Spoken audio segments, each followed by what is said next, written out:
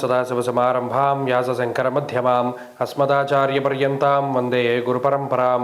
జ్యోతిషశాస్త్రాన్ని భావితరాల వారికి ప్రసాదించిన ఋషుల యొక్క పాదపద్మాలకి నమస్కారం చేసుకుంటూ, అలాగే నాకు ఈ జ్యోతిష విద్యను నేర్పిన గురువర్యులు జ్యోతిష బ్రహ్మ కీర్తిశేషులు శ్రీ ఈరంకి సూర్యనారాయణ మూర్తి గారు, సూర్యశ్రీ దైవజ్ఞ గారి యొక్క పాదపద్మాలకి నమస్కారం చేసుకుంటూ, ఓం శ్రీ మహాగణాధిపతి నమః, శ్రీ గురుభ్యో నమః, హరి ఓం.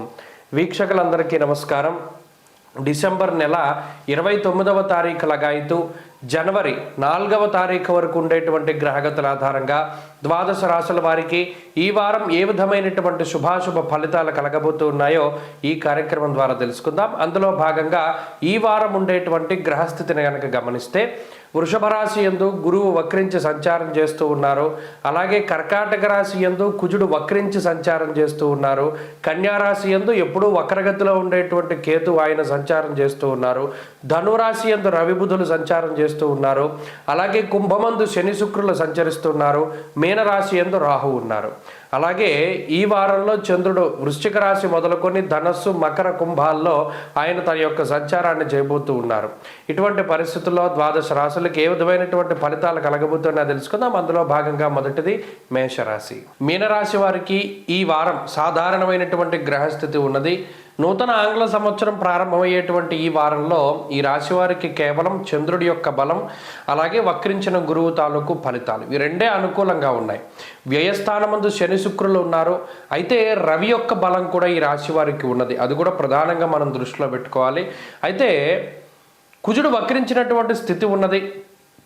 పంచమ స్థానంలో దశమంలో బుధగ్రహం ఉన్నారు. ఇవి రెండు కూడా సాధారణమైనటువంటి గ్రహస్థితులే. ప్రత్యేకించి వ్యతిరేకతలను చూస్తే జన్మరాహువు, వ్యయశని, వ్యయ శుక్రుడు ఈ మూడు కొంత ఇబ్బంది పెడుతూ ఉంటాయి. అయినప్పటికీ కూడా రవి బలం ఉంది కాబట్టి దశమంలో రవి చాలా దిగ్బలయుక్తుడై ఉంటారు. వక్రించిన గురువు కూడా చాలా గొప్ప గ్రహం. చంద్రుని యొక్క బలం ఈ వారం మొత్తం ఉన్నది ఈ రాశి వారికి. అందువల్ల కొత్త సంవత్సరాన్ని చాలా అద్భుతంగా ప్రారంభించుకోగలుగుతారు, ఇంగ్లీషు సంవత్సరాన్ని. అలాగే మానసిక ఉల్లాసం ఉంటుంది. ఉద్యోగ వ్యాపారాల్లో ఎదుగుదల ఉంటుంది. అంటే ఈ రాశి వారికి ప్రత్యేకించి ఉద్యోగంలో ఏదైనా ఈ కొత్త సంవత్సరం రూపేణ బోనస్లో, ఇంక్రిమెంట్లో, లేదా ఏదైనా ఉన్నతమైనటువంటి స్థితి కలగడమో, ఇలా ఏదైనా మనసుకి ఆనందాన్ని కలిగించేటువంటి వార్త వింటారు. అలాగే శుభ కార్యక్రమాలకు సంబంధించినటువంటి వార్త వినడం, సంతానానికి సంబంధించిన శుభవార్తలు వినడం, ఏదైనా నూతన వాహనము, ఇల్లు లేదా బంగారము, వస్తువు, ఎలక్ట్రానిక్ వస్తువులు, గృహోపకరణాలు, వస్తువులు, వస్త్రాలు, ఆభరణాలు ఇటువంటి వాటిని కూడా ఈ వారంలో కొంత కొనుగోలు చేయడానికి అవకాశం ఉంటుంది. తీర్థయాత్రలు, దైవ దర్శనాలు, విహారయాత్రలు, వినోదయాత్రలు ఇలా కుటుంబానికి కొంత సమయాన్ని కేటాయిస్తూ కుటుంబ సభ్యులతోటి సమయాన్ని గడుపుతూ ఆనందంగా ఉండగలుగుతారు. ఉద్యోగంలో ఉండేటువంటి ఒత్తిళ్లు సైతం ఈ వారం కొంత తగ్గుముఖం పడుతూ ఉంటాయి. అంతేగాక ఎక్కడికక్కడ చేయవలసినటువంటి పనులన్నీ ఒక ప్రణాళికాబద్ధంతో ముందుగానే పూర్తి చేసేసుకుని, పలానా పని మనకి ఏదైనా అడ్డం పడుతుంది ఈ పనిలో ఉన్నప్పుడు, అందుకని దాన్ని ముందు చేసేద్దాం అనేటువంటి ఒక ముందస్తు ప్రణాళికల వల్ల కొంత పని ఒత్తిడి నుండి బయటపడగలుగుతారు. ఏదేమైనప్పటికీ ఈ మాసంలో ఈ కొంత గత వారాల్లో పడినటువంటి ఇబ్బందులు ఏవి కూడా ఉండవు. ఈ వారంలో ఉన్నటువంటి మానసిక పరిస్థితి బాగున్నది, ఆరోగ్య పరిస్థితి బాగున్నది, ఆర్థిక పరిస్థితుల్లో ఉన్నతి ఉన్నది.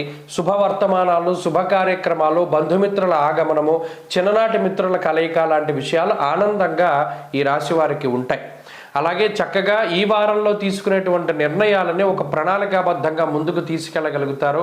అత్యంత శ్రేయోదాయకమైనటువంటి గ్రహస్థితిగా ఈ వారం గ్రహస్థితిని చెప్పవచ్చును. అన్నింటా కూడా శుభ సంకేతాలు కనబడుతూ ఉన్నాయి. అయితే ప్రధానమైన సమస్య ఏంటంటే కొంత అతి ఖర్చు అనేటువంటిది కూడా ఈ వారంలో ఉన్నది. దాని పట్ల జాగ్రత్తగా ఉండండి.